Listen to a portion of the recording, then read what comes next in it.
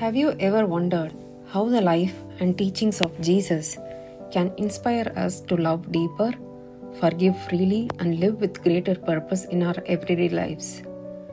Have you ever wondered how small acts of love, forgiveness, and humility can create a ripple that transforms your life and maybe even the world? Evelyn was having one of those days. The grocery line was endless, her phone wouldn't stop buzzing with work notifications, and her mind felt like it was running in 1,000 directions. She was so lost in her own frustrations that she barely noticed the world around her, until she saw a little boy holding a small loaf of bread and fumbling with coins in his tiny hands. His mother stood beside him, looking anxious. "Mom, is this enough?" the boy whispered. The worry on his face pierced through Evelyn's bubble of frustration. Without hesitating, she stepped forward, reached into her wallet and paid for the bread. The mother looked at her with teary eyes and whispered thank you. Evelyn simply nodded, a warm sense of peace replacing her earlier irritation. As Evelyn sat in her car, she thought about how natural the act had felt.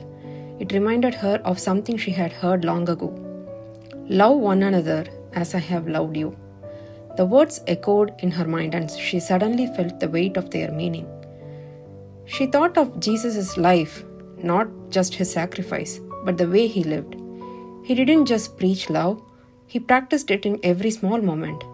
He welcomed children, healed the sick, and ate with outcasts. His actions weren't grand displays meant to impress. They were simple, genuine, and deeply human. Evelyn realized how far she had strayed from that kind of life. Her days were filled with schedules and obligations, leaving little room for noticing others. How often had she missed opportunities to connect, to help, to love? Another teaching came to mind. "Whatever you did for the least of these, you did for me." She had learned it in church as a child but had never truly understood it until now. Helping that little boy wasn't just an act of kindness, it was a way of connecting to something bigger, something divine. The thought stayed with her. At home that evening, she found herself reflecting on another lesson. Do not store up for yourselves treasures on earth, where moths and rust destroy, but store up for yourselves treasures in heaven. Evelyn had always measured success by her career achievements and financial stability. But what did those things mean if her heart felt so empty? The next week, Evelyn joined her niece Emily for a volunteer drive at a local shelter. As she painted walls and sorted donations, she noticed a quiet joy spreading among the volunteers. Evelyn realized how much she had missed simple human connection. She saw the joy in people's faces and the genuine warmth in their interactions. She recalled another teaching of Jesus. "Blessed are the meek, for they shall inherit the earth." It wasn't about being passive or weak, she understood. It was about humility, about putting others first and finding strength in selflessness. During lunch, Evelyn sat beside an older volunteer named Grace. They struck up a conversation, and Grace shared her story of overcoming grief through serving others. "When you give," Grace said, "you don't just help others, you heal a part of yourself." Those words struck Evelyn deeply. She realized how much of her life had been spent guarding her heart, afraid to open up or trust others. But Grace's warmth reminded her of another teaching: forgive and you will be forgiven.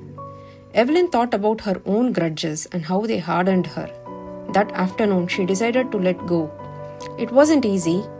She still felt the sting of past hurts, but she realized forgiveness wasn't about excusing someone's actions. It was about freeing herself from the weight of resentment. Evelyn's journey didn't stop there. One morning at work, she found herself in an awkward situation.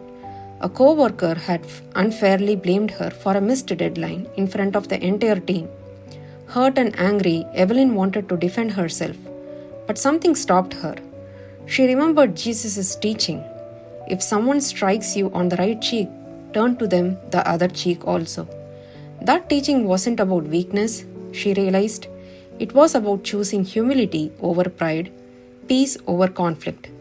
Instead of escalating the situation, Evelyn took a deep breath and calmly addressed the issue in private. The co-worker, embarrassed, apologized for the misunderstanding. Evelyn's choice to stay calm not only resolved the tension but also strengthened their professional relationship. Her final realization came during another quiet moment. Evelyn had always been proud of her independence, often refusing help from others. But she remembered how Jesus, even as the Son of God, allowed others to help him, whether it was Simon carrying his cross or the women who supported his ministry. Inspired by this, Evelyn decided to test this new mindset during a challenging project at work.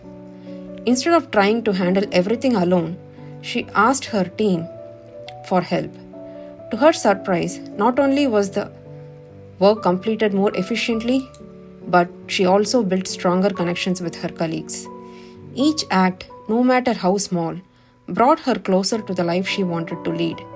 Evelyn realized that following Jesus' teachings wasn't about grand gestures or dramatic changes. It was about finding holiness in the everyday, in kindness, in forgiveness, and in love. One evening, as she watched the sunset from her porch, Evelyn whispered a quiet prayer. "Thank you for showing me the way back." Jesus taught us to love, forgive, and embrace humility. These lessons aren't just about faith, they are about living a fuller, more connected life. What if the key to a more fulfilling life lies not in what we achieve, but in how we love, forgive, and serve others? So, who will you love? Who will you forgive? And will you let others help you when you need it most? What small steps will you take to let faith and kindness guide your path?